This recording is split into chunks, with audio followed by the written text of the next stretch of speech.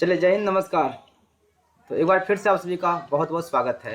तो प्यारे बच्चों, यह आप सभी का जो है ना 12th का हिंदी यह चैप्टर आपका 3 है ना। क्या है? 3 है, जिसका नाम है चैप्टर 3 जो है इसका नाम है संपूर्ण क्रांति। क्या है बच्चों? संपूर्ण क्रांति आप सभी देख रहे हैं। तो यह आपका 100 मार्क्स का है। यह वीडियो आपका जो है ना, चाहे आपका साइंस हो या कॉमर्स हो या आर्ट्स हो, सभी स्टूडेंट के लिए, मतलब तीनों पेपर के स्टूडेंट के लिए यह पर्याप्त है। ठीक है। तो इससे पहले हम पार्ट 1 पार्ट 2 यानी कि चैप्टर 1 चैप्टर 2 का जो है ना सब्जेक्टिव वीडियो अपलोड कर दिए हैं। आप चाहे तो उसका लिंक इस वीडियो डिस्क्रिप्शन में दे देंगे, आप सभी जाकर वहाँ देख सकते हैं। ठीक है। तो एक बात और क्या कि आप सभी को वीडियो कैसा लगता है, आप वीडियो के बारे में थोड़ा कमेंट में अपना राय जरूर बताएं। यदि थोड़ा कुछ कमी है तो बताइए, उसको हम कंप्लीट करने का प्रयास करेंगे। ठीक है ना। और बाकी बात तो जितना आपका पार्ट में क्वेश्चन आंसर है हम सब करा रहे हैं। ठीक है। तो चलिए क्लास को शुरू करते हैं। तो हमारा चैप्टर 3 है संपूर्ण क्रांति, जिसके लेखक हैं जयप्रकाश नारायण। ठीक है। तो इसका पहला क्वेश्चन है हमारा, देखिए पहला क्वेश्चन है कि आंदोलन के नेतृत्व के संबंध में जयप्रकाश नारायण के क्या विचार थे। यानी कि आंदोलन के बारे में, यानी बिहार में संपूर्ण क्रांतिक आंदोलन यानी नेतृत्व किसने किया था? जयप्रकाश नारायण ने किया था। तो इस आंदोलन के विषय में जयप्रकाश नारायण जी ने क्या कहे थे? ठीक है ना, उसका विचार क्या था? आंदोलन का नेतृत्व वे किस शर्त पर स्वीकार करते हैं? यानी कि उन्होंने बोला कि हम आंदोलन करेंगे लेकिन कुछ मेरा शर्त है, वह शर्त क्या था? चलिए, आंसर है आंदोलन के नेतृत्व के संबंध में जयप्रकाश नारायण के विचार थे कि मुझे नाम के लिए नेता नहीं बनना है। कहते हैं क्या? मुझे नाम के लिए नेता नहीं बनना है। यदि मुझे सामने खड़ा करके कोई पीछे से बताए कि मुझे क्या करना है तो मैं इस नेतृत्व को स्वीकार नहीं करूंगा। जयप्रकाश नारायण कहते हैं बच्चों कि हम नेता बनेंगे, ठीक है ना, हम आगे रहेंगे, केवल नाम के लिए नेता नहीं बनेंगे। ऐसा नहीं कि मुझे सभी लोग मिलकर आगे कर दीजिएगा और बाद में को पीछे सलाह दीजिएगा कि यह काम कीजिए वह काम कीजिए, तो हम जो है ना ऐसा काम, ऐसा नेता हम नहीं बनने वाले हैं। जो भी निर्णय लेंगे हम अपने निर्णय लेंगे।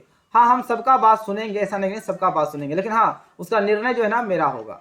बोलते हैं आंदोलन का नेतृत्व करने के लिए उन्होंने एक शर्त रखी थी कि मैं सबकी सलाह लूंगा। क्या बोलता? मैं सबकी सलाह लूंगा, सबकी बात सुनकर उनसे बातचीत करूंगा और अधिक से अधिक बातें स्वीकार करने की कोशिश करूंगा, लेकिन अंतिम फैसला मेरा होगा।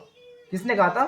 जयप्रकाश नारायण कहते हैं हम सबका बात सुनेंगे, सबका राय सुनेंगे, सबका जो राय देंगे हम सबका बात सुनेंगे, लेकिन अंतिम फैसला जो होगा, अंतिम निर्णय जो होगा वह मेरा होगा। जब ऐसा होगा तभी हम नेता बनेंगे, नहीं तो हम नेता नहीं बनेंगे, क्योंकि हमें परिवर्तन करना है और उसे हर किसी को मानना भी पड़ेगा। बोलता है क्या? हम जो निर्णय लेंगे, जो हम फैसला करेंगे वही सर्वमान्य हो गया और वह फैसला हर किसी को मानना होगा। हम सबका बात लेकिन सुनेंगे, लेकिन अंतिम निर्णय क्या होगा? मेरा होगा, और उस निर्णय को हर किसी को मानना पड़ेगा। जब ऐसा आप लोग स्वीकार करते हैं तभी हम नेता बनेंगे, तभी हम सबसे आगे निकलेंगे, तभी हम सबके समक्ष आगे आंदोलन को आगे बढ़ाएंगे। तब तो नेतृत्व का कोई अर्थ है और तभी क्रांति सफल हो सकती है। बोलते जब सूझबूझ के साथ, जब अच्छी तरह से आंदोलन को करेंगे तभी मेरा आंदोलन आगे बढ़ सकता है, तभी जो है ना मेरा जो क्रांति है सफल हो सकता है, नहीं तो नहीं होगा। हम सबका बात सुनेंगे, सबकी राय सुनेंगे, सबका सलाह लेंगे, लेकिन अंतिम निर्णय किसका होगा? मेरा होगा। हम नाम का नेता नहीं बनने वाले हैं। कौन बोलते हैं? ये जयप्रकाश नारायण कहते हैं। अगला क्वेश्चन है जयप्रकाश नारायण के छात्र जीवन और अमेरिका प्रवास के परिचय दें। इस अवधि की कौन सी बातें आपको प्रभावित करती है? यानी कि जयप्रकाश नारायण का छात्र जीवन कैसा बीता और इस अवधि में हमको कौन सा ऐसा बात है जो हमें प्रभावित करती है। ऐसे इनका जीवन जो है काफी संघर्ष में बीता है। ठीक है, बहुत संघर्ष में बीता है। चलिए उन संघर्ष को हम इस आंसर के माध्यम से जानते हैं। आंसर है जयप्रकाश नारायण छात्र जीवन बहुत ही संघर्ष रहा। ठीक है, जयप्रकाश नारायण का जो छात्र जीवन था बच्चों वो बहुत ही संघर्षशील रहा है। वे साइंस के छात्र थे, याद रखिएगा, जयप्रकाश नारायण साइंस के छात्र थे।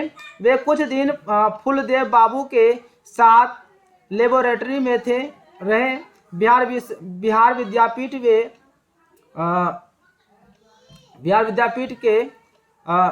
वे आईएससी परीक्षा पास किया, यानी कि बिहार विद्यापीठ परीक्षा से वे क्या कहते हैं, वहाँ से वो आईएससी पास किए थे। वे स्वामी सत्यदेव के भाषण सुने थे कि अमेरिका में मजदूरी करके लड़के पढ़ सकते हैं तो वे अमेरिका चले गए, ठीक है ना।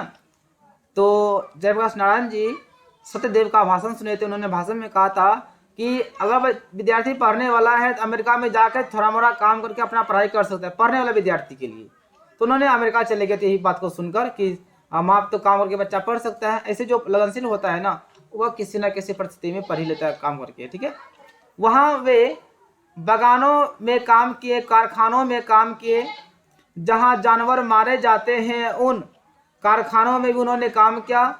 जब छुट्टी मिलती थी तो काम करके इतना तो जरूर कमा लेते थे कि कुछ खाने के लिए इंतजाम हो जाता था। यानी काम करने के बाद उसको इतना टाइम जरूर मिल जाता था, मतलब इतना पैसा वगैरह मिल जाता था कि वह जो है ना काम करके कुछ 2 वक्त की रोटी जुगाड़ कर लेते थे। मतलब उसको वो पढ़ने के लिए गए थे, यानी कि उसके पास तो पैसा था नहीं, बहुत वो गरीब परिवार से आते थे। जयप्रकाश नारायण उन्होंने पढ़ लिख कर मतलब काम कर करके पढ़ रहे थे उन्होंने अमेरिका में।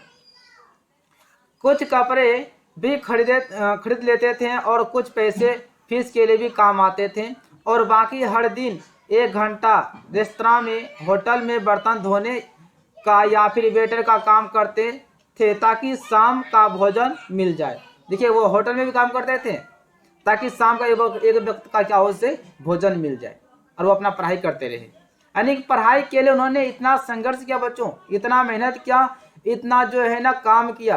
कहाँ कहाँ काम नहीं, जहाँ चमड़ा छिला जाता था गाय भैंस का वहाँ काम किया, बर्तन धोवा, है ना, हर तरह का काम किया। लेकिन आजकल बच्चे करेगा क्या? आजकल के बच्चे कभी नहीं करेगा, एकदम ऐश मौज में पढ़ते हैं। कहते हैं जी विद्यार्थी जो है ना पढ़ने वाला हर परिस्थिति में पढ़ ही लेता है। पता है घर में एक चारपाई थी जिस पर जयप्रकाश और एक अमेरिकन लड़का रहता था। वे दोनों एक साथ ही एक रजाई में सोते थे। कौन? जयप्रकाश नारायण और अमेरिकन लड़का जो था वह एक ही साथ, एक ही खटिया पर, एक ही चारपाई पर और सोते थे, वे एक ही रजाई में। इतवार के दिन मतलब संडे या छुट्टी मतलब ऑट टाइम में होटल में काम को छोड़ करके वे जूते साफ करने का काम करते थे। वो संडे को क्या करता था जी? संडे को जब उसको इसमें होटल वगैरह में छुट्टी मिलता था तो वह बैठता नहीं था, वह जूता वगैरह साफ उफ करके जो है ना संडे को भी वो एक्स्ट्रा पैसा कमा लेता था। इस प्रकार इतने संघर्ष और गरीबी से वे वहां पर बीए पास किए। कहां पर? अमेरिका में। याद रखेगा जयप्रकाश नारायण बीए पास कहां में किया? तो अमेरिका में पास किया। ये बात तो सही है कि मेहनत रंग लाती है, बात तो सही है भाई कि मेहनत जो है ना एक दिन इंसान का रंग लाता है। स्कॉलरशिप मिलने के बाद भी डिपार्टमेंट का असिस्टेंट बन गए और फिर क्या है ट्यूटोरियल क्लास लेने लगे। वहाँ पर वह इतना मेहनत करा कि उसका सफलता हो गया, और वहाँ पे जाकर जो है ना ट्यूटोरियल क्लास उसको मिल गया, वो लेने लगा, उससे भी 2 पैसा कमाना शुरू कर दिया। चलिए क्वेश्चन नेक्स्ट आपका है। देखिए आप सभी जो है ना क्या कीजिएगा, इस क्वेश्चन का ना इस क्वेश्चन आंसर को उतार लीजिएगा, ठीक है ना। एक भयंकर अच्छा नोट बन जाएगा, और इससे और अच्छा क्या हो सकता है बच्चों, ठीक है ना। भले आपको हम हिंदी बुक नहीं पढ़ाए हैं लेकिन उसका आंसर क्वेश्चन तो करा देते हैं, क्योंकि एग्जाम बगल में है तो आप आसानी से इसका नोट्स बना के इसको पढ़ सकते हैं, बिल्कुल अपना भाषा में है। चलिए जयप्रकाश नारायण कम्युनिस्ट पार्टी में क्यों नहीं शामिल हुए? क्यों नहीं शामिल हुए? यहाँ पे हुए होगा, यहाँ पे हो गए। यानी कि जयप्रकाश नारायण कम्युनिस्ट पार्टी में शामिल क्यों नहीं हुआ जी? आंसर है कि जयप्रकाश नारायण कम्युनिस्ट पार्टी में इसलिए शामिल नहीं हुए क्योंकि उनका मानना था कि जो देश गुलाम है वहाँ के कम्युनिस्टों को अपने को आज़ादी के लड़ाई से अलग नहीं रखना चाहिए, चाहे उस लड़ाई का नेतृत्व किसी भी वर्ग के हाथ में क्यों ना हो। यह विचार उन्होंने लेनिन से ग्रहण किया था। यानी कि उन्होंने लेनिन से ग्रहण किया था क्या कि मतलब जो देश जो है ना बच्चों, जो देश आज़ादी के लिए लड़ता है, जो आज़ादी के लिए जो है ना किसी और का गुलाम है, तो उसका हम पार्टी बन जाएंगे या उसका भी कुछ भी कर लेंगे तो उससे क्या फ़ायदा मेरा है। इसलिए उन्होंने कम्युनिस्ट पार्टी में शामिल नहीं हुआ। मतलब वो कोई इसमें इंटरेस्ट नहीं है, कोई मुझे जो है ना प्रॉफिट नहीं है, हम इसमें शामिल नहीं होंगे। और यह बात जो है ना नैतिक वाला बात उन्होंने लेनिन साहब से वो उन्होंने ग्रहण किया था, उनसे शिक्षा लिया था, उनके भाषण से सीखा था। तो अगर आप किताब पढ़े होंगे ना तो आपको पूरा तरह से क्वेश्चन का समझ में आ रहा होगा। चलिए, पाठ के आधार पर प्रसंग स्पष्ट करें। यानी कि पाठ है जो किताब पढ़े हैं उसके आधार पर यहाँ पे जो लिखा हुआ है पहला पंक्ति, अगर कोई डेमोक्रेसी का दुश्मन है तो वे लोग दुश्मन है जो जनता के शांतिमय कार्यक्रमों में बाधा डालते हैं। कहते यदि डेमोक्रेसी यानी जनतंत्र यानी लोकतंत्र का दुश्मन कोई है तो वे लोग हैं जो गरीबों को सताते हैं, उनकी गिरफ्तारियां करते हैं, उन पर लाठी चलाते हैं, गोलियां चलाते हैं, वे ही लोग जो है ना सच में डेमोक्रेसी का दुश्मन है। आंसर है प्रस्तुत पंक्ति जयप्रकाश नारायण द्वारा रचित संपूर्ण क्रांति पाठ से लिया गया है। एक बार जयप्रकाश नारायण जी से पुलिस के एक उच्च अधिकारी मिलने आए और कहने लगे कि मैं दीक्षित जी के मुंह से सुना है कि अगर जयप्रकाश नारायण जी ना होते तो बिहार जल गया होता। लेकिन एक पुलिस अधिकारी आए, बड़े अफसर आए और उन्होंने उनसे पूछा कि हम बहुत सुने हैं कि अगर मतलब सुने क्या दीक्षित जी ने कहे थे कि यदि जयप्रकाश नारायण नहीं होते तो शायद आज बिहार हमारा जल गया होता। ऐसा बात आप में क्या है? यह सुनते ही नारायण जी प्रश्न करते हैं, यदि ऐसा है तो फिर मेरे नेतृत्व में होने वाले प्रदर्शन और सभा के लोगों को आने से क्यों रोकते हैं? रखते क्या क्यों रोकते हैं? हो जाएगा क्यों रोकते हैं। नहीं, जयप्रकाश नारायण कहते हैं यदि साहब यदि आप समझते हैं, पुलिस को कहते हैं यदि आप समझते हैं कि मेरे कारण से ऐसा है, अगर हम नहीं रहेंगे तो हमारा बिहार खत्म हो जाएगा, तो फिर मेरे सभा में जो लोग आते हैं, जनता सब आते हैं, उसको क्यों रोका जाता है? उसको क्यों मारा जाता है? उस पर क्यों लाठीचार्ज कराया जाता है? क्यों मारते हैं? इतना जानते हैं कि मेरे सभा में आने से हमारा बिहार आगे बढ़ सकता है, मेरे बिना बिहार आगे नहीं बढ़ सकता है, तो फिर मेरे सभा में जब लोग आते हैं उसको क्यों मारते हैं? खाली मतलब मीठा मीठा बोले के लिए आए हैं। क्या आप लोग जनता से घबराते हैं? जनता के प्रतिनिधि होकर उन्हीं के देश में उन पर प्रतिबंध लगाते हो? जयप्रकाश नारायण कहते हैं पुलिस से, आप लोग क्या जनता से घबराते हैं, उससे डरते हैं? अरे जनता का ही देश है भाई, जनता का देश है और जनता को ही मारते हैं। अब तो उन्हीं का प्रतिनिधि है। पुलिस कर्मचारी सब क्या होता है? जनता का तो सेवक होता है ना।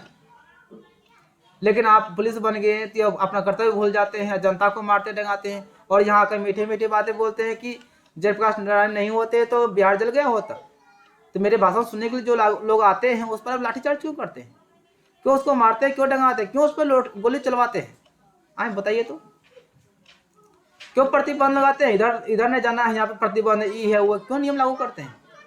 और तुम्हें ऐसा करते हुए शर्म नहीं आती? बोलते हैं कि तुम मतलब आप ये ऐसा करते हैं, लोगों को मतलब निर्दोष लोगों को मारते हैं, डांटते डंगाते, क्या आप लोगों को शर्म नहीं आता है? खाली वर्दी पहले तो पुलिस वाले बन गए। अगर देश में कोई प्रजातंत्र का दुश्मन है तो वे लोग हैं जो जनता के शांति में पूर्ण कार्यक्रमों में बाधा डालते हैं। बोलते हैं कि यदि बता दूं आपको इंस्पेक्टर जी कि यदि आज कोई दुश्मन लोकतंत्र का है तो वे लोग हैं जो जनता को सताते हैं, डंगाते हैं, मारते हैं, बिना फिजूल का जो ना उनसे कर्ज लेते हैं, पैसे मतलब टैक्स लेते हैं, कुंडा पकड़ लेते, पैसा ले लिया और आके बोलते हैं क्या जयप्रकाश नारायण नहीं होता तो बिहार जल गया होता। क्यों जनता सताते हैं बताइए? उन पर लाठियां तथा गोलियां चलाते हैं और उनकी गिरफ्तारियां करवाते हैं। वही लोग सच में जो है ना डेमोक्रेसी का दुश्मन है, जो लोग जनता सताते हैं, जनता पर गोलियां चलवाते हैं, जनता के शांति में कार्यक्रमों में क्या करते हैं, बाधा डालते हैं, जनता गिरफ्तारी करते हैं। यही लोग सच में वास्तव में क्या है जी, लोकतंत्र का दुश्मन है और हम दूसरे को बोलते हैं। तो पुलिस वाले तो मन खट्टा हो गया जी। चलिए अगला क्वेश्चन है, व्यक्ति से नहीं हमें तो नीतियों से झगड़ा है, सिद्धांतों से झगड़ा है, कार्यों से झगड़ा है, ऐसा क्यों कहा? पंक्ति जयप्रकाश नारायण द्वारा रचित जो है ना, प्रस्तुत पंक्ति जो है ना, यहाँ प्रस्तुत छूट गया है प्रस्तुत पंक्ति जयप्रकाश नारायण के द्वारा रचित पाठ जो है संपूर्ण क्रांति पाठ से लिया गया है। बच्चों, नारायण जी के कुछ पुराने मित्र चाहते थे कि उनके और इंदिरा के बीच मेल मिलाप हो जाए। तब उन्होंने बड़े ही स्पष्ट शब्दों में कहा था कि मेरा किसी से व्यक्तिगत झगड़ा नहीं है, झगड़ा तो गलत नीतियों, व्यर्थ के सिद्धांतों और फालतू के कार्यों से है। जयप्रकाश नारायण कहते हैं हमको झगड़ा आदमी से नहीं है, हम इंदिरा जी से क्या हाथ मिलाएंगे जी, उससे वो क्या दुश्मनी है? हमें दुश्मनी है अगर हमें गिरना है, यदि हमें गुस्सा आता है तो गलत नीतियों पे आता है, गलत राजनीति पे आता है। हमको किसी प्रॉपर्टी जो है ना प्रॉपर किसी खास व्यक्ति से झगड़ा नहीं है। हमें क्या है, यहाँ के गलत नीतियों से झगड़ा है जी, यहाँ के गलत व्यर्थ सिद्धांतों से झगड़ा है, फालतू कार्यों से, फालतू नियमों से झगड़ा है। हमें व्यक्ति से झगड़ा नहीं है। कौन कहते हैं? जयप्रकाश नारायण कहते हैं। चलिए नेक्स्ट क्वेश्चन आपका बच्चों कि बापू और नेहरू की किस विशेषता का उल्लेख जेपी ने अपने भाषण में किया है? बापू और नेहरू के बारे में जेपी मतलब जयप्रकाश नारायण ने क्या कहा है, भाषण में क्या कहा था?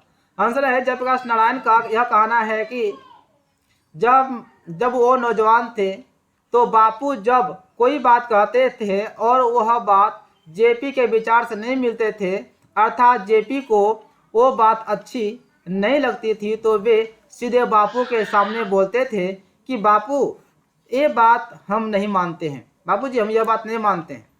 यानी कि जयप्रकाश नारायण कहते हैं जब हम युवावस्था में थे उसमें बापू मतलब महात्मा गांधी जी और नेहरू जी, ठीक है ना, वो जो निर्णय लेते थे ना उनके बात सुनते थे हम, लेकिन जो मेरा विचार से नहीं मिलता था हम बोलते बापू जी यह बात अच्छा नहीं, हम नहीं मानते हैं।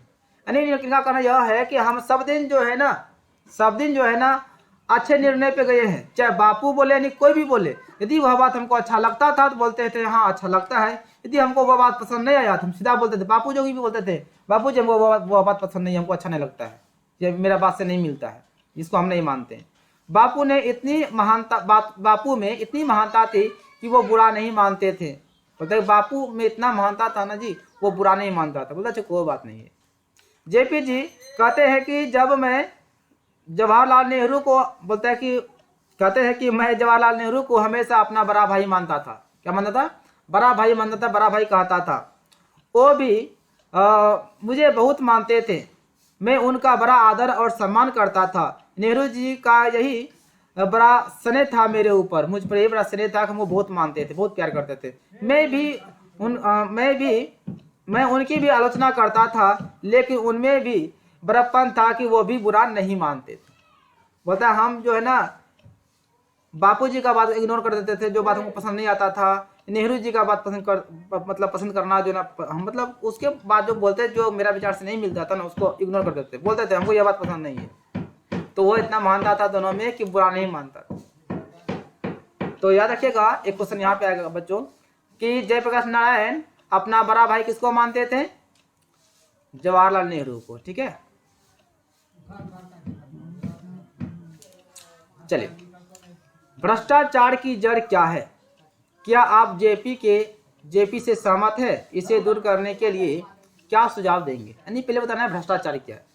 तो सभी लोग जानते हैं भ्रष्टाचार क्या जी, यानी घूसखोरी है ना, मतलब घूस लेना, ये सब क्या भ्रष्टाचार, गलत काम करना, अनलीगल काम भ्रष्टाचार है। ठीक है, भ्रष्टाचार की जड़ चुनाव का भारी खर्चा है। देश में होने वाले चुनाव में करोड़ों रुपये खर्च किए जाते हैं। सही बात है भाई, चुनाव में बहुत खर्चा करता है ना, जहां तक कि पॉकेट में घुसा देता है पैसा, हमको वोट दीजिएगा।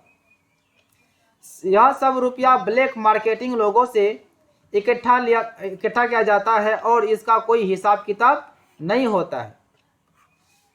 हम भी जयप्रकाश नारायण जी के कथन से सहमत हैं, इसे दूर करने के निम्नलिखित उपाय है। यानी कि हम भी ये बात सहमत है कि भाई ब्लैक मनी बहुत है, मतलब देश में हमारा भ्रष्टाचार चल रहा है। चुनाव वगैरह कुछ भी होता है तो उस पर क्या होता है, पैसा खर्च होता है, वो पैसा कहाँ से आता है? सब ब्लैक मनी सब है। तो इसको दूर करने का उपाय क्या बच्चों? दूर करने का उपाय है कि आपका चुनाव के खर्चों को कम किया जाए। चुनाव में उतना ही खर्चा किया जाए जितना कि खर्चा हो सके, एक्स्ट्रा खर्चा नहीं करना है। चुनाव में किए गए खर्चों का सारा हिसाब किताब लिखित लिया जाए, मतलब एक कॉपी में लिखा जाए ताकि बाद में हिसाब किया जाए, हिसाब करने में सुविधा हो। अधिक खर्च करने वाले लोगों के विरुद्ध कठोर कार्रवाई की जाए। यदि अधिक खर्चा करेगा, कोई अनावश्यक खर्चा करेगा, उस पर जो ना कार्रवाई होनी चाहिए, तभी हमारा लोकतंत्र सफल हो सकता है, नहीं तो नहीं होगा बच्चों। चलिए अगला क्वेश्चन है, दल विहीन लोकतंत्र और साम्यवाद में कैसा संबंध है ना? दल विहीन लोकतंत्र और साम्यवाद में कैसा संबंध है? आंसर है जेपी जी का कहना है, यानी कि जयप्रकाश नारायण का कहना है कि दल विहीन लोकतंत्र में मार्क्सवाद तथा लेनिनवाद के मूल उद्देश्यों में से है। मार्क्सवाद के अनुसार समाज जैसे जैसे साम्यवाद की ओर बढ़ता जाएगा वैसे वैसे राज्य स्टेट का क्षय होता जाएगा और अंत में एक स्टेट, स्टेट मतलब स्टेटलेस को बोलते हैं, स्टेटलेस मतलब राज्यविहीन, स्टेटलेस सोसाइटी कायम हो जाएगी। वह समाज अवश्य ही लोकतांत्रिक होगा, बल्कि उसी समाज में लोकतंत्र का सच्चा स्वरूप प्रकट होगा और लोकतंत्र निश्चय ही दलविहीन होगा। चलिए थोड़ा फास्ट में करते हैं। संघर्ष समितियों से जयप्रकाश नारायण की क्या अपेक्षाएं हैं? आंसर है, संघर्ष समितियों से जयप्रकाश नारायण की यही अपेक्षाएं थी कि उनका काम केवल शासन के संघर्ष करना नहीं है, केवल शासन के लिए संघर्ष करना नहीं है, बल्कि उनका काम तो समाज के हर अन्याय और हर अनीति के विरुद्ध संघर्ष करने का होगा। और इस प्रकार से इन समितियों के लिए बराबर एक महत्वपूर्ण कार्य रहेगा। गांव में छोटे अफसरों या कर्मचारियों की, चाहे वे पुलिस के हों या अन्य किसी प्रकार के, जो घूसखोरी चलती है उसके खिलाफ जो तो संघर्ष होगा ही।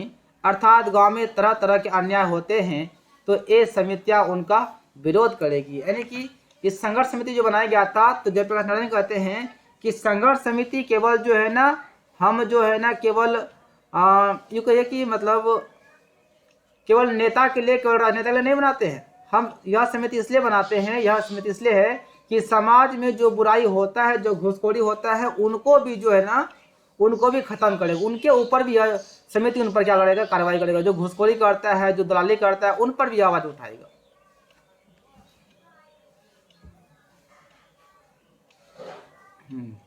क्वेश्चन नेक्स्ट है, चुनाव सुधार के बारे में जयप्रकाश नारायण जी के प्रमुख सुझाव क्या है? उन सुझावों से आप कितना सहमत हैं? यानी चुनाव में सुधार करने के बारे में जयप्रकाश नारायण ने क्या कहा था? बोलते हैं चुनाव के सुधार के बारे में जयप्रकाश नारायण जी के प्रमुख सुझाव निम्नलिखित है। पहला है क्या? चुनाव की पद्धति में आमूल परिवर्तन होना चाहिए। कुछ परिवर्तन होना चाहिए चुनाव में। चुनाव पर होने वाला खर्च कम करना चाहिए। गरीब उम्मीदवारों को चुनाव में भाग लेना या लेने का प्रयास करना चाहिए। गरीब से गरीब लोग चुनाव में भाग ले सकते हैं भाई। मतदान प्रक्रिया स्वच्छ और स्वतंत्र होना चाहिए। किसी पर कोई दबाव नहीं होना चाहिए कि फलां छाप में वोट दीजिए, है ना। मतदान होगा, जिसको जहाँ वोट देने का मर्जी रहेगा, जिस प्रतिनिधि को चुनना रहेगा वो चुनेगा, कोई दबाव नहीं देगा, कोई उसको पैसा नहीं देगा। उम्मीदवारों के चयन में मतदाताओं का हाथ वास्तव में हो, यानी कि जो उम्मीदवार होते हैं उसको जो जनता चुनती है वो अपना पसंद से चुनना चाहिए, किसी दबाव में नहीं होना चाहिए। चुनाव के बाद मतदाताओं का अपने प्रतिनिधियों पर अंकुश हो, यानी चुनाव के बाद जो है ना जनता का हक होना चाहिए कि अपने जो प्रतिनिधि जिसको चुने हैं उस पर हम दो बात बोल सके, वह मेरा काम कर सके। यदि जनता का कोई प्रतिनिधि गलत कार्य करता है तो यह संघर्ष समिति जो है उसे इस्तीफा देने के लिए बाध्य करेगी। यदि जीतने के बाद भी, वोट देने के बाद, जीतने के बाद यदि वह गलत काम करता है, घूसखोरी करता है, तो यह संघर्ष समिति जो हम बनाए हैं वह समिति उसको इस्तीफा देने के लिए बाध्य कर देगा, है ना, उसको मजबूर कर देगा, उसको हटा देगा पद से। ऐसा होना चाहिए चुनाव का प्रक्रिया। अगला क्वेश्चन है, दिनकर जी का निधन कहाँ और किन परिस्थितियों में हुआ था? आंसर है, एक दिन जयप्रकाश नारायण जी मद्रास में अपने मित्र ईश्वर अय्यर के साथ रुका था। वहाँ दिनकर जी से गंगा बाबू मिलने आए थे। वहाँ दिनकर जी बहुत ही प्रसन्न दिखे। एक दिन अचानक रात को दिल का दौरा पड़ा। याद रखिएगा, दिनकर जी को दिल का दौरा पड़ा था, ठीक है। 3 मिनट में उनको बिल्डिंग नर्सिंग होम पहुंचाया गया, अस्पताल पहुंचाया गया 3 मिनट में मात्र। रामनाथ जी गोयनका द्वारा वहां हर तरह का इंतजाम किया गया था, लेकिन दिनकर जी फिर भी बच न सके और उनका निधन हो गया। दिनकर जी बच नहीं सके, उनका निधन हो गया। चलिए बच्चों, यहाँ से हमारा हो गया आंसर क्वेश्चन कंप्लीट, ठीक है। उम्मीद करते हैं कि आप सभी को अच्छा लगा होगा। तो आप अगर आप अपना कोचिंग वगैरह में यदि पढ़ रहे हैं तो अच्छी बात है, लेकिन आप जो है ना मेरा जो यह नोट्स है इसको आप जरूर जो है ना फॉलो कीजिएगा। बिल्कुल अपना भाषा में है, ठीक है ना, और कोई किताबी लैंग्वेज नहीं है। उम्मीद करेंगे कि आप सभी को यह अच्छा लगेगा। थोड़ा टाइम देकर 10 मिनट, 5 मिनट या 20 मिनट मान लीजिए देकर जो ना अपना नोटबुक में उतार लीजिएगा, फेर कॉपी में, आपके लिए बहुत ही हेल्प होगा, ठीक है। तो चलिए मिलते हैं हम लोग, कल मिलते हैं चैप्टर 4 में, है ना। चैप्टर 4 हमारा है अर्धनारीश्वर है, बहुत ही अच्छा चैप्टर है। हम कोशिश कर रहे हैं बहुत जल्द ही आपका जो है ना मतलब हिंदी खत्म कर दें, ठीक है। तो bye bye, all the best, जय हिंद, वंदे मातरम, बेस्ट ऑफ लक। ध्यान रखिए अपना और एग्जाम पर तैयारी मेहनत कीजिए, मेहनत मतलब मन से कीजिए ठीक है ना, पढ़ने में कमी मत कीजिएगा भाई।